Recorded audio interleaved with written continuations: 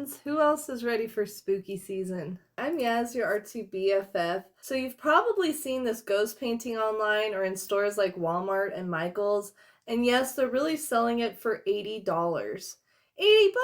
For some ghosts that don't even glow in the dark, I thought, nope, we can totally make this ourselves cuter and way cheaper. This project was fun, a little messy, and super affordable, and if you're anything like me, you're going to love giving your ghosts a little personality. I started by prepping my canvas. I went with a black background because it really makes the white ghosts pop. If you don't already have black acrylic paint on hand, you can buy a canvas that's already black if you want to skip this step. Now for this step, if you want to get a little fancy, you could add a glowing full moon, some stars, or even a couple of bats. Make it spooky, make it silly, whatever fits your vibe. I decided to go with some stars for mine, which I easily added by just flicking some watered down white paint onto the background.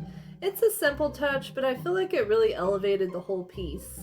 But if you want just a plain black background, you can totally do that. That's what's so great about DIY is you can totally customize it to your likes. Once the background dried, I sketched out my little ghost family on cardboard. You can make 2 or 3 different sizes. I went with 3 because honestly, not all ghosts can be the same height. You've got baby ghost, big brother ghost, and then this one over here, probably the cousin who eats all the Halloween candy.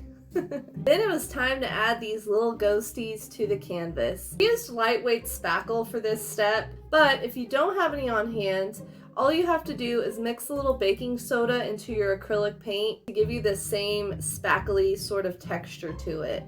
I kept the texture a little bumpy because perfect ghosts are overrated.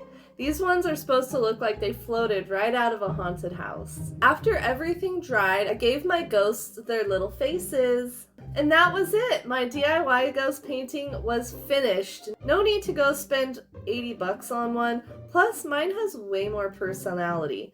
I mean, who wouldn't want a ghost squad this cute? Before you go, I would love to know what's everyone gonna dress up as for Halloween? Drop it in the comments, I can't wait to see. For more fun Halloween DIY tutorials like this one, click this playlist here, and if you haven't yet, please like and subscribe to support this channel. Thank you so much for watching. Happy crafting!